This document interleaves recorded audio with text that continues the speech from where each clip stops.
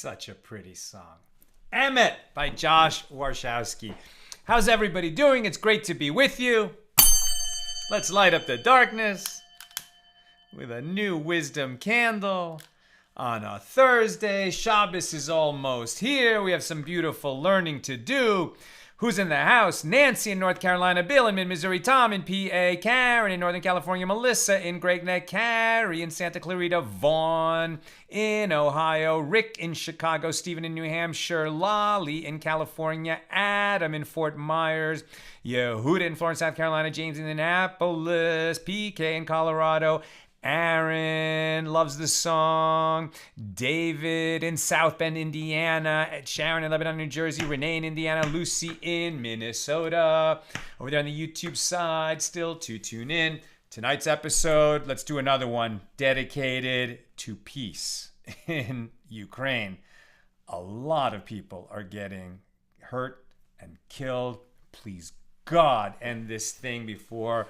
at the soonest possible moment, end this, please. Say amen. All right, let's get right into it. We're going to keep things moving tonight. Nina's mom has been visiting with us, and we're going out to dinner with her tonight. So got to be efficient so that we can have a family meal at the end of this page. All right, we are on Daf. Where are we? Chaf base, page 22. We're in chapter 3 here in Tractate Chagigah. We did a double Daf. I was not able to come yesterday because of a Rosh Chodesh event. Oh, and a good Chodesh to everybody. It's a 2-day Rosh Chodesh, so that we're in the midst of celebrating what month? Adar Base, the second month of Adar. We had Adar 1. This is Adar 2 because it's a Jewish leap year. And in Adar 2 or Adar Base, we have Purim. This is as joyful as it gets. This is the month of joy, and it's the extra month of joy. So remember, it's a mitzvah to be happy. It's a mitzvah to be besimcha. Okay, so... we are now in chapter 3. We're continuing our discussion of the first Mishna here in chapter 3. And we're examining the stringencies that the sages declared with respect to various levels of holiness. In other words, there's non-sacred food. It's just food. We have to wash our hands. If we're going to have a meal that includes bread, that's a practice we still have. But in ancient times, there were some people who were so stringent upon themselves. Wow, I'm glad that speaker was working. Gotta fix that. Okay, sorry. I gotta remember. Sorry. So there were some people who took upon themselves to only eat even non-sacred food while they and the food were in a state of ritual purity, tahara. Most people didn't hold themselves to that standard, but everybody might have to donate teruma, right? Any farmer who's growing produce, the first 2% is going to go to the kohanim, to the priests. That tithe, that initial tithe, even before the 10th, which is what we call a tithe, but that initial 2% for the priests, it had to be in a state of ritual purity. The priest who is going to eat it, he has to be in a state of ritual purity. Then the next level up is second tithe, which any person can eat, but in Jerusalem, right? And you have to be in a state of purity for that. And you have to be in a state of purity when you enter the temple. And then the most stringencies would surround sacrificial foods themselves, right? When you're bringing an offering to the temple when it's standing in Jerusalem, and the type of offering, like a festival peace offering, a Chagigah, which people are going to eat part of it, and the altar is going to consume part of it. So that has to be an absolute protection against any coming into contact with any impurity. And when you're eating it, you're going to have to make sure that you are in a state of purity. Okay. So in this Mishnah, which was a lengthy Mishnah, the sages sort of described these kind of ascending levels of stringencies that they would apply to various behaviors and customs to ensure that these foods would remain in a state of purity. and that with respect to sacrificial foods, there was going to be the extra stringencies to make sure. Like, for instance, a vessel could be immersed in a kalim mikvah, right? So it's not only people immersed in a mikvah to purify themselves, but vessels would be immersed before they could be used. And so one idea was like if you had a vessel inside another vessel, so you could purify it that way. Like maybe you had like a metal bowl and a few forks and knives in the bowl, right? And then you could like dip that in the mikvah, and that's probably going to work for handling second tides and teruma, but it's not going to work for handling sacrificial foods. That's an extra stringency for those foods. And so where we pick it up, they're examining like the differences between the requirements for handling teruma that's being given to the priests and the stringencies for handling sacrificial foods. So Rava, we picked this up near the top of 22a. Rava holds in accordance with a statement that Rav Nachman said, that Rav Bar Avu said. They taught 11 stringencies of sacrificial foods here in this Mishnah, rather than Rabbi Elah's 10. So Rabbi Elah looked at our Mishnah with all these stringencies, and he counted 10 that apply to sacrificial foods, and that's going to be the highest number, and there's going to be fewer that apply, for example, to teruma. But Rav Nachman said that Rabbi Bar Avu said not 10, 11. There's 11 stringencies that apply to sacrificial foods. The first 6 of the 11 apply both to sacrificial food itself and to non-sacred food that was prepared according to the purity of sacrificial foods for those people who took on themselves to live at a much higher level of purity. Like an extra piety that they were going to undertake to make their lives more difficult and more challenging as a kind of offering to God, that even though it wasn't required that they eat non-sacred foods with the kind of stringencies that you apply to sacrificial foods, they would live that way. So if you're going to live that way, what are the rules going to be?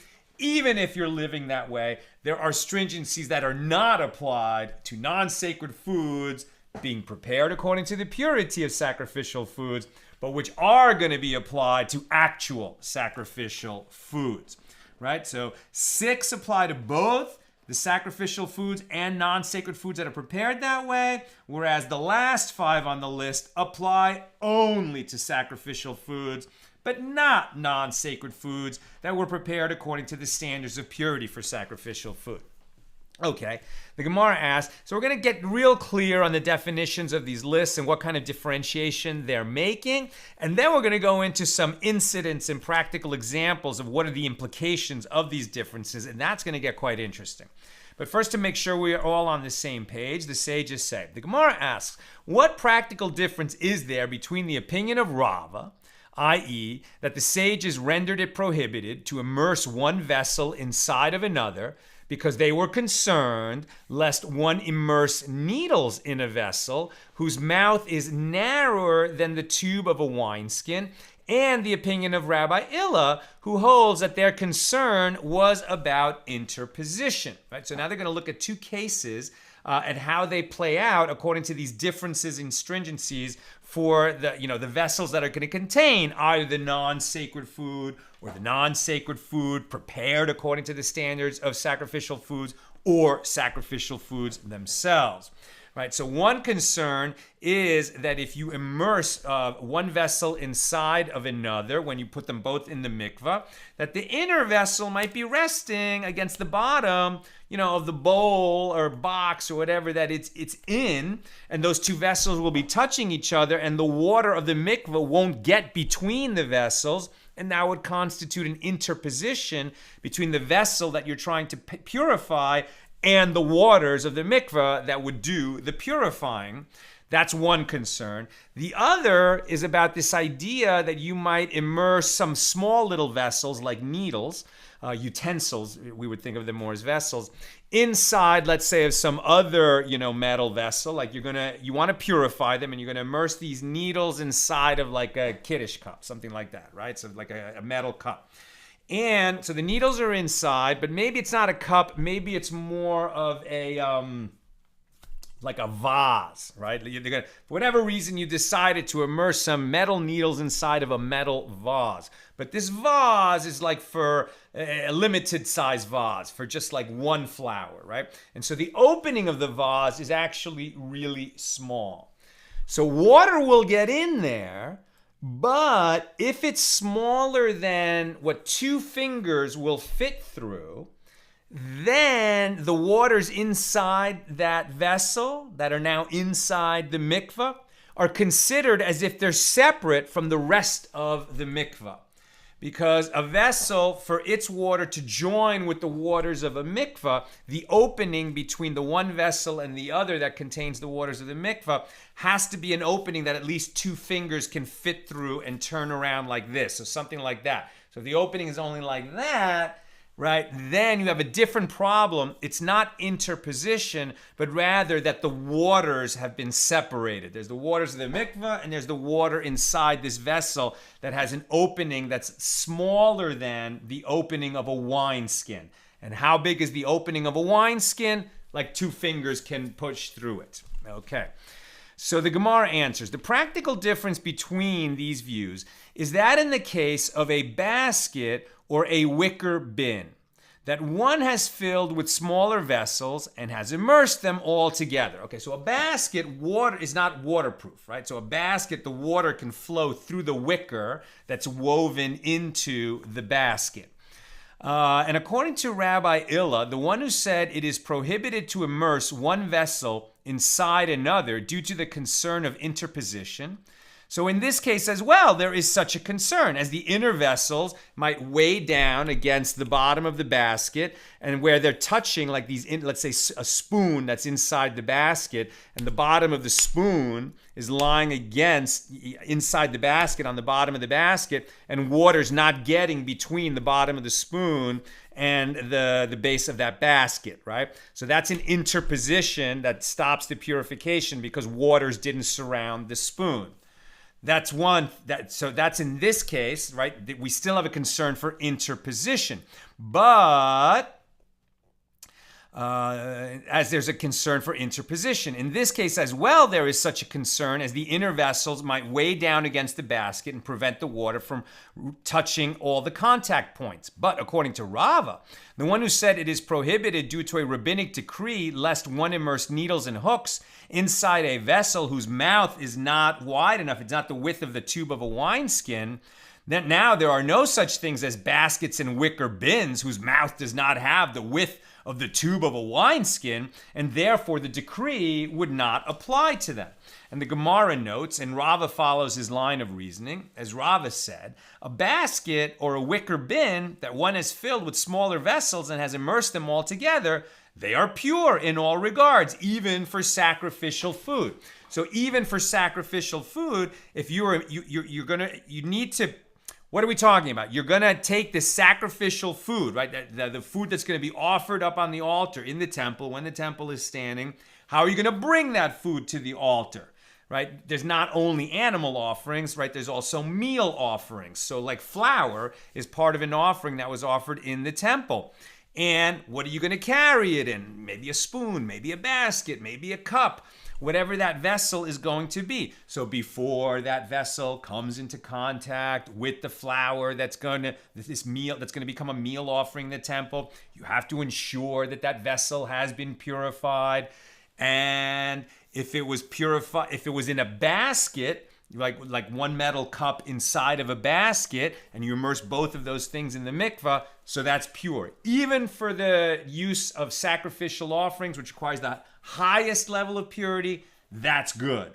But if you take, that small metal cup inside of another metal cup, and they're like touching each other, that's going to be an interposition. That's going to be disqualified. It'll work for teruma. It will not work for sacrificial offerings. And if one vessel is inside another vessel and the outer vessel only has an opening that's very small, smaller than the tube of a wineskin, that will not work, I think, for anything, because you haven't purified what's inside that vessel. So let's see what he says. So the Gemara notes, and Rava follows his line of reasoning. As Rava said, a basket or wicker bin that one has filled with smaller vessels and has immersed them all together, they are pure in all regards, even for sacrificial food. Rava stated a second teaching with regard to baskets and bins as well. And in the case of a ritual bath, that one divided into two sections by inserting a basket or a wicker bin so that each section is left with less than the required minimum volume of 40 sa. If one immerses there, his immersion is ineffective for him. Now, despite the certainty that water seeps through the basket or bin, this is not enough to join the two incomplete sections of the ritual bath to be counted as one. And we know that this is so, for the earth is entirely porous, dirt is porous, and nevertheless, we do not rely on this to allow several adjacent small ditches full of water to add up to 40 sa, to the minimum volume of a qualified mikvah, but rather we require that there be 40 sa together in one place. So if you had a mikvah that was 40 sa, the minimum volume, right, and you put a wicker partition in the middle of it, clearly water is flowing through that wicker partition, that straw, woven straw partition. Nonetheless, we're going to say that now you didn't, and then you immersed in on one side of this parted mikvah, as it were. Now you didn't immerse in a mikvah. It's not a valid immersion. You weren't purified. And the Gemara comments, and this law, that small vessels such as needles cannot be immersed inside a vessel with a narrow opening, applies only if immersed them in a pure vessel, which does not require purification on its own. It was already, the outer vessel was already pure. But if you're saying that both the vessel that you're going to dip the needle, that you're going to put needles in, and you're going to purify both the vessel, the bowl, the bottle, and the needles that are inside at the same time. But if he did so this law that small vessels, such as needles, may not be immersed inside a vessel with a narrow opening, applies only if he immersed them in a pure vessel, which does not require purification on its own. But if he did so in an impure vessel, which requires purification in its own right, since the immersion is effective for the whole of the outer vessel, including its inside, it is also effective for the vessels that are inside of it, since the water that enters the outer vessel is considered attached to the rest of the ritual bath for purposes of purification of the outer vessel. In other words, can you purify a bottle that doesn't have an opening larger than the tube of a wineskin?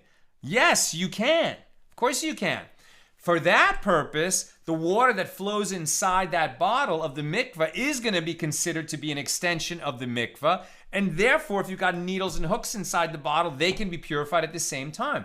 But if that bottle was already purified and you put it in the mikvah with needles and hooks inside of it, now, since you're not purifying the bottle, now the water that ends up inside the bottle is considered to be disjoint, separate from the waters outside the bottle within that mikvah. And so the immersion for the needles and hooks inside would not be effective when the bottle was already purified. It's totally counterintuitive, but that's the way that it works. So we know this, as we learned in a Mishna, in Mikvaot 6.2, with regard to vessels that one filled with other vessels and immersed them all together, they are pure, regardless of the width of the opening of the outer vessel. And if he did not immerse, the joining of waters is not effective until they are joined like the width of the tube of a wineskin. And this second sentence of the Mishnah is unclear, and the Gemara seeks to clarify it. What is the Mishnah saying when it says, and if he did not immerse? And the Gemara explains, this is what the Mishnah is saying. And if he has no need to immerse the outer vessel, the bottle, that's going to go inside the mikveh, if that bottle's already pure, then the needles and hooks inside of it can't be immersed in a mikveh. They have to find some other way to be carried into the mikveh. But if the bottle needed to be immersed, that's what he means by if he did not immerse, or if he did immerse, if he's immersing the bottle in order to purify it, then the needles and hooks inside the bottle can be purified at the same time, even if the opening of the bottle is narrower than the tube of a wineskin. If the bottle was already pure, then the opening of the bottle has to be bigger than the tube of a wineskin in order for little vessels, little utensils like needles and hooks inside the bottle to become purified. The Gemara notes, and this dispute between Rava and Rabbi Illa is also a dispute between Tanaim, rabbis of the Mishna, earlier rabbis in history, as it is taught in a baraisa with regard to a basket or a wicker bin that one filled with vessels and immersed them, whether for purposes of sacrificial food or for purposes of teruma, they are pure. Now we have no opening of the wineskin issue. We know that there's a big opening, so it's going to be okay to immerse stuff inside of a wicker container, even for sacrificial foods and certainly for teruma. And this is identical to Rava's opinion. Abba Shaul says they are pure for purposes of teruma, but not for purposes of sacrificial food. And this is identical to Rabbi Illa's opinion. So the Gemara asks, if so, in light of these two reasons we have given for concern with regard to immersing vessels inside other vessels, well then this should not be permitted for teruma either. Why are you permitting it for teruma but not for sacrificial foods? And the Gemara answers, for whom do we say the principle that one vessel may not be immersed inside another? For chaverim. These are the people who are meticulous even to eat non-sacred foods in a state of purity. Others do not carefully follow these laws in any event. And chaverim know such things well, that water is considered detached from the ritual bath if it is separated by a narrow opening, and that if one vessel is weighing down on another, preventing the water from reaching that spot, the top vessel must be lifted to allow the water to touch all parts of the vessel. Therefore, there is no need to apply these concerns and stringencies to the case of teruma. Right? So now they're saying, okay, when we're making laws and we're issuing rabbinic decrees and we're thinking about how the public is going to be protected from coming to make mistakes that will lead to transgressions like eating teruma in a state of impurity when it's tameh. Well, the chaverim, those people who are so careful to do everything in a state of purity, they know that you can't immerse one vessel inside another vessel if the outer vessel only has an opening that's smaller than the tube of a wineskin. And they know that if there was one vessel inside another and the inner vessel is resting on the bottom of the outer vessel, that you have to lift up the inner vessel so that water surrounds that inner vessel. But it's the regular people who might get confused and make a mistake. So how are we going to account for the real world? The Gemara counters with another question. So if so, we should say the same thing in the case of sacrificial food too, i.e., that all these laws are for chaverim, who meticulously follow ritual purity for sacrificial food and who inquire about such laws. Why then did the sages apply these concerns and stringencies to the case of sacrificial food, which for sure everyone's going to be very careful when they handle that? And the Gemara responds, with regard to sacrificial food, they were concerned that a common person, which is how they're translating in Am Haaretz here, usually means, somebody who's ignorant of the laws and or who's not careful about the laws. But now they're just translating as a common person. Someone who is not meticulous about ritual purity, they may see one of the chaverim immersing small vessels inside of large vessels, and they will then go and immerse vessels on his own in this manner, but he will not take the same precautions as the chaver would, ensuring that the outer vessel has a wide opening and that the inner vessels do not weigh down on the lower ones. And the Gemara, because he doesn't know what the chaver's doing, he just sees, oh yeah, you can immerse one vessel inside another. That's the easy way to do it. Got it. But he doesn't know the nuances of the law the way the chaver does. So the Gemara objects. But the same concern could be raised with regard to teruma as well.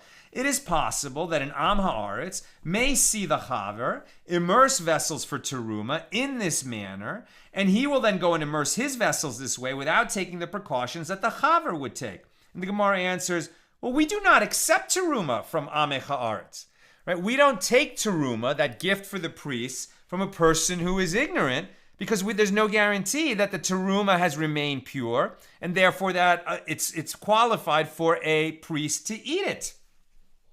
as they are not trustworthy with regard to the halachas of ritual purity, and therefore it does not matter if the vessels he uses for teruma are not immersed properly. We don't take his teruma to give to a priest. Therefore, the sages were not concerned that the Am Haaretz may come to a misunderstanding when observing a chaver immersing his vessels within other vessels.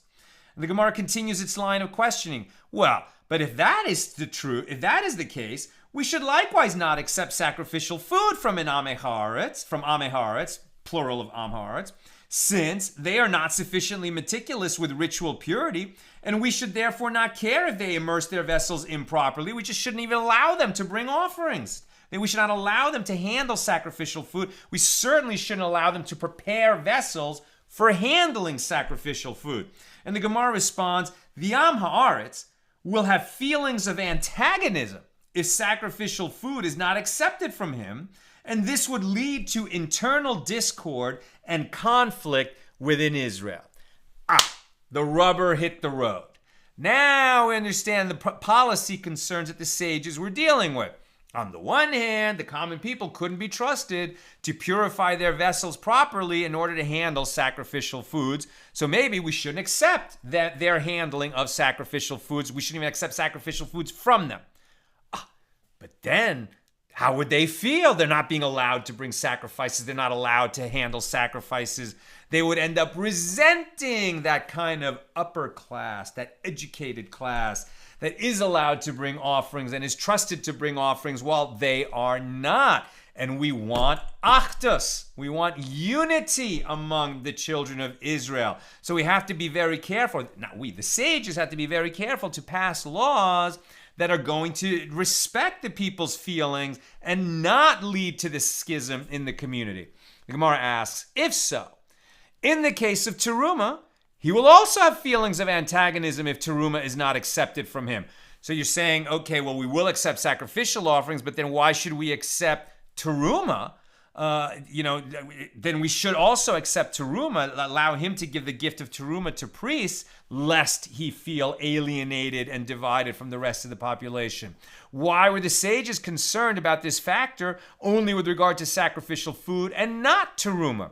And the Gemara replies, an Am Haaretz does not care if his teruma is not accepted by chaverim, as he can always go and give his teruma to an Am Haaretz priest who is his friend and who will accept it from him. Right? Just because you're born a priest doesn't mean that you're educated. Doesn't mean you know all the laws that apply to the priest and to receiving teruma in a state of purity. You're a priest because your dad was a priest. That's what makes you a Kohen. Right? So there could easily be an Am Haaretz Kohen, an Am Haaretz priest, an ignorant priest. Right? So the ignorant commoners can give their teruma to the ignorant priests and it's okay. Or it's not okay and it's going to create a problem and we should create a policy about it. What are they going to do? He will give his teruma to an Am Haaretz priest who is his friend and who will accept it from him. In the case of sacrificial food, however, there is only one temple, and care must be taken not to make the Am Haaretz feel that they are being rejected from bringing sacrificial offerings to the temple. So it's a much smaller problem with regard to teruma that they might feel excluded or not, compared to if they felt excluded from the temple. The Gemara notes that this sensitivity of not causing offense to the Am Haaretz is expressed elsewhere as well. And who is the Tana that is concerned for such antagonism of the Am Haaretz? It is Rabbi Yosei. As it is taught in a Baraisa, Rabbi Yosei said, for what reason are all people, i.e. even Am Haaretz, trusted with regard to the purity of their wine and oil that they bring to the temple for sacrificial purposes throughout the year? Why is the status, right? I forgot about libations, right? So there's oil that gets mixed with the meal offering, and there's wine that accompanies sacrifices, the wine libation. Why is the status of these items not investigated to determine that they were prepared with the necessary regard for ritual purity? In order to avoid schisms among the people, so that each and every individual should not go off and build a private altar for himself and burn a red heifer for himself, which is obviously prohibited and would be a huge sin, But if the common people felt excluded from the temple, they might feel that they have no choice but to go do that, and so to protect them from coming to make that kind of major transgression, we have to find a policy that leaves everybody feeling included. Rav Papa said, in accordance with whose opinion do we accept testimony nowadays from an Am Haaretz, despite the concern of some sages that their carelessness with regard to observance of halacha might also lead to personal untrustworthiness? In accordance with whom is this done? In accordance with the opinion of Rabbi Yosef.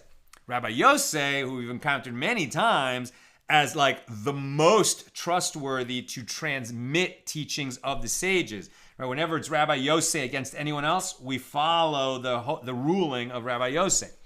We have established that the reason for leniency with regard to immersing one vessel inside another for teruma is based on the fact that we do not care if the vessels Amei Haaretz use for teruma are improperly purified, since we do not accept teruma from them in any event. We don't accept teruma from them, but we do accept sacrificial offerings from them. Even though we don't accept teruma from them, the priests in the temple, or the chaverim, who only eat their food according to the standards of sacrificial foods, but the Am Haaretz can find an Am Haaretz priest to receive his teruma, so he doesn't feel excluded in that sense. So we established that the reason for leniency with regard to immersing one vessel inside another for teruma is based on the fact that we do not care if the vessels Amei Haaretz use for teruma are improperly purified, since we don't accept teruma from them anyway. Gemara asks, but let us be concerned about borrowing vessels from them. Although chaverim do not accept teruma from an Am Haaretz, they do sometimes borrow their vessels and use them for teruma. It should therefore be a matter of concern for us if those vessels are not properly purified. And the Gemara proves that it is acceptable to borrow vessels from an Am Haaretz. You would think, we don't accept teruma from them because their vessels might not be purified. Why would we borrow their vessels? But, as we learned in a Mishna in Eduyot 114, an earthenware vessel of an Am Haaretz shields all kinds of items from the ritual impurity imparted by a corpse. There are two applications of this fact. If there are objects or foods inside a tightly sealed earthenware vessel that is located inside a room containing a corpse, the vessel prevents the impurity from reaching the items inside it. Remember, we're not talking about cooties or germs or microbes or dirt or any kind of hygienic thing. We're talking about spiritual, ritual impurity. So if you are in a room, under a roof, with a corpse, so you're rendered tameh, you become impure with corpse tuma. You have to go through a big purification process. This is only when the temple is standing. You have to go through that purification process so that you can enter the temple. But if in that same room there is, let's say, teruma, holy food, inside an earthenware vessel, if the vessel is open, if it's just a bowl made out of clay, okay, so the teruma is also made tameh. Now no priest can eat it. But if it's in a sealed earthenware vessel, the earthenware vessel will protect the teruma inside from becoming tameh. Okay? And so that's one example. And that's so even if the earthenware vessel belongs to an Am Haaretz. Also, if there is a corpse in the first floor of a house, and food or vessels are located in a second story of the same building, with an opening such as a skylight in the floor between the two stories, an earthenware vessel plugging up the opening will prevent the ritual impurity from spreading to the second story. This is the statement of Beis Hillel. Beis Shammai say it shields only food, drink, and other earthenware vessels, but not utensils of metal, wood, cloth, etc. The Mishnah continues, Beis Hillel said to Beis Shammai, for what reason do you make this distinction? It is clear that a closed, pure, earthenware vessel serves as a barrier, blocking the spread of impurity in a room with a corpse. Beis Shammai said to them, because the earthenware vessel itself is impure on account of its contact with an Am Haaretz. If the Am Haaretz owns the earthenware vessel, we can't be sure that it's in a state of purity. If it's impure, why would it block the spread of impurity? And the sages decreed that anything touched by an Am Haaretz is impure, since such people are not meticulous or sufficiently knowledgeable about the laws of purity. Therefore, his vessels are considered impure. And the principle is that an impure vessel does not serve as a barrier from impurity. Beis Hillel said to them, but didn't you declare the food and drink inside the earthenware vessel to be pure? If the vessel of an Am Haaretz cannot serve as a barrier, why do you say that the items inside of it remain pure, if it was a sealed vessel? Beis Shammai said to them, when we declared the food and drink inside it to be pure, we declared them pure for the Am Haaretz himself, not for chaverim, since chaverim in any event do not consider anything touched by an Am Haaretz to be pure.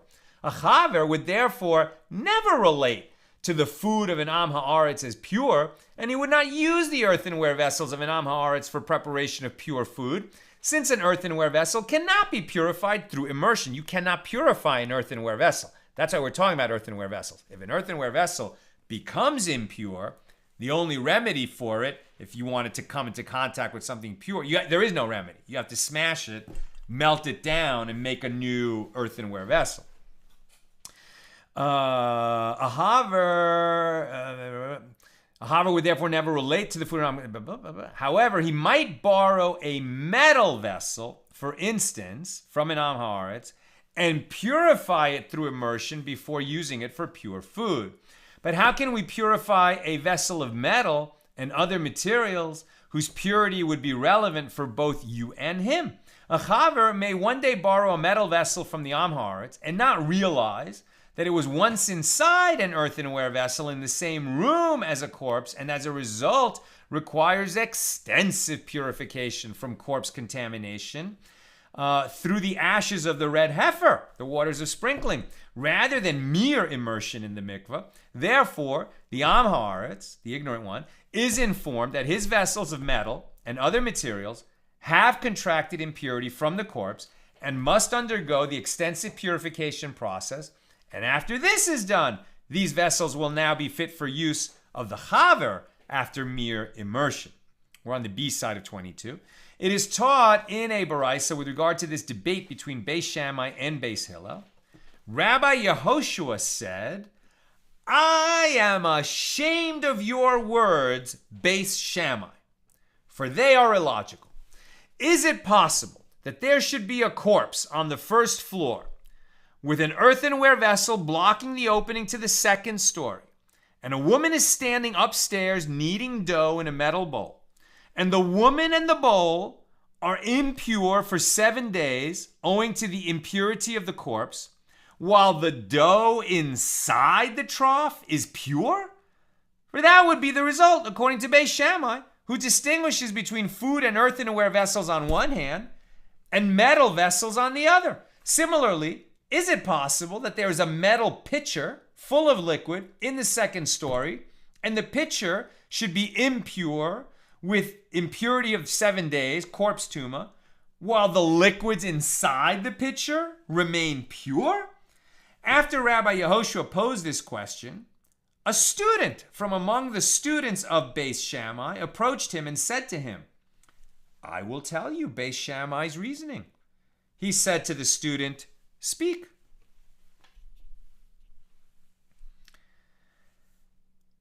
The student said to Rabbi Yehoshua, does an impure vessel serve as a barrier to corpse contamination, or does it not serve as a barrier? Rabbi Yehoshua said to him, it does not serve as a barrier. The student asked further, and is a vessel of an Am Haaretz pure or impure? Rabbi Yehoshua said to him, impure. And the student said, and if you tell the Am Haaretz that his vessel is impure, will he pay attention to you at all? Clearly he will not. What is more, if you say to him that it is impure, he will say to you, on the contrary, my vessel is pure and yours is impure. Right? The Am Haaretz is just going to argue with you. And that is Beis Shammai's reasoning, meaning food, drink, and earthenware vessels inside a sealed earthenware vessel remain pure, as, since they belong to an Am Haaretz, a chaver will not eat the food or borrow the earthenware vessel. Vessels of metal or similar materials may one day be borrowed by a chaver, however, and therefore Beis Shammai declared these to be impure.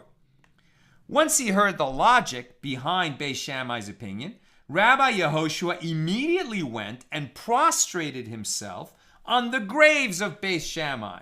In other words, the students and proponents of Shammai. Shammai was long dead at this point, but it was sort of his followers, the school of thought of Shammai, which composes Beis Shammai. So he humbled himself, and he said, I humble myself before you, bones of Beis Shammai. If such clarity and wisdom is found in your rulings that you stated and left unexplained, all the more so must this be the case in your rulings when they were stated and explained. People said of Rabbi Yehoshua throughout his days, his teeth darkened because of all his fasts that he undertook to atone for having spoken inappropriately of Beis Shammai.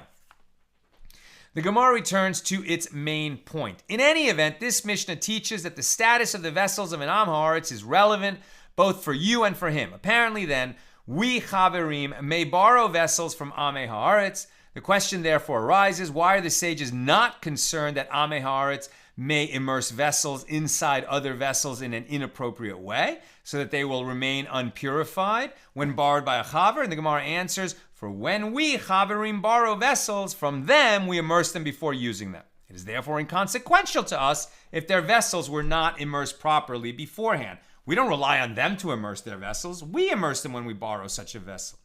And the Gemara asks, well, if so, let Beis Hillel respond to Beis Shammai. This seems like a perfectly logical explanation from Beis Shammai. Why would Beis Hillel disagree with it? Beis Hillel would say, when we borrow vessels, we chaverim, we stringent people, when we borrow vessels from them, the Amei Haaretz, the common people, we immerse them. And that is why we rule that vessels of metal or similar metals are pure. And the Gemara explains, that dispute is referring to the impurity of a corpse. And that which becomes impure by proximity to a corpse requires sprinkling of the red heifer's ashes on the 3rd and 7th days of its purification. And people do not generally lend vessels for 7 days. The solution that the chaver implements of immersing vessels that he borrows from an Am Haaretz is effective only for other impurities, but not for the impurity imparted by a corpse, which would require the 7 days of purification. Who borrows a vessel that you first have to purify for 7 days? And the Gemara poses a question with regard to the law that a chaver must immerse vessels that he borrows from an Am Haaretz.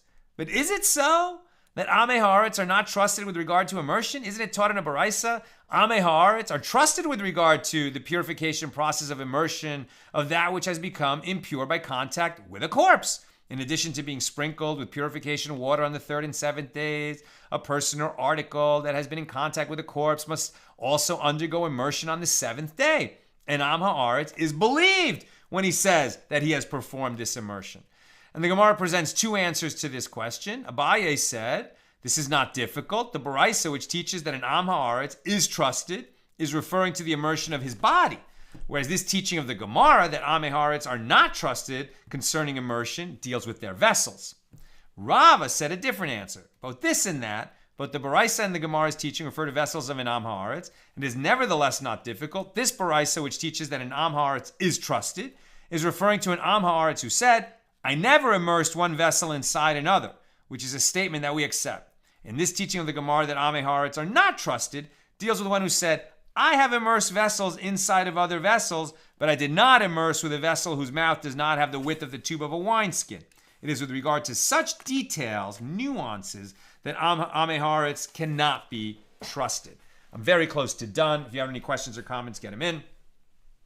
And so it was taught in a Baraisa to this effect, and Am Haaretz is trusted to say that produce has not been made susceptible to impurity.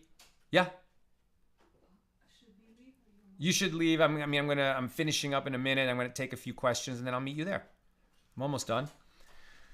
And Am Haaretz is trusted to say that produce has not been made susceptible to impurity, i.e. that it has never come into contact with water, but he is not trusted to say that the produce has been made susceptible to impurity, but has not actually become impure.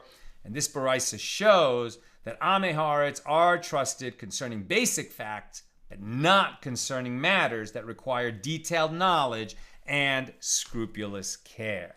The sages will give a few other examples of the differences in the stringencies required for teruma versus sacrificial foods, and the differences between who is handling the foods, a chaver or an am haaretz, to complete this page. I'm just going to take one or two questions because the family is going out to dinner.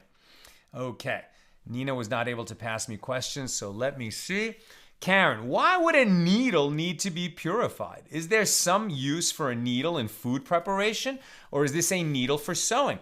I think it's a needle for sewing.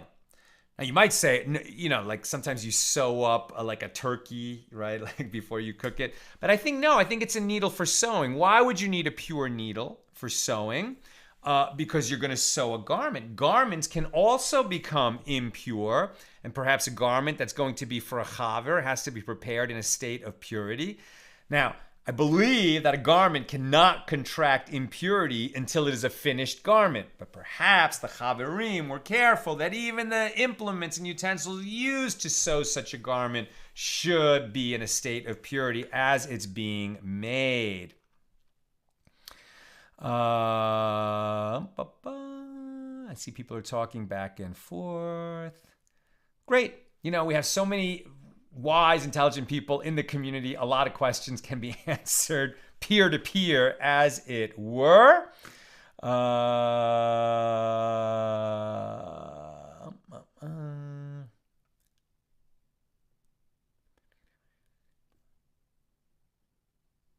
Sharon says, it's so odd. The Jewish cemetery in my mother's hometown in Ukraine was bombed, Bilatsekov, and the immigrants have been getting refuge in the city in Poland near my dad's shtetl, right? Her mom is from Ukraine. Her dad is from Poland. They were, I guess, survivors,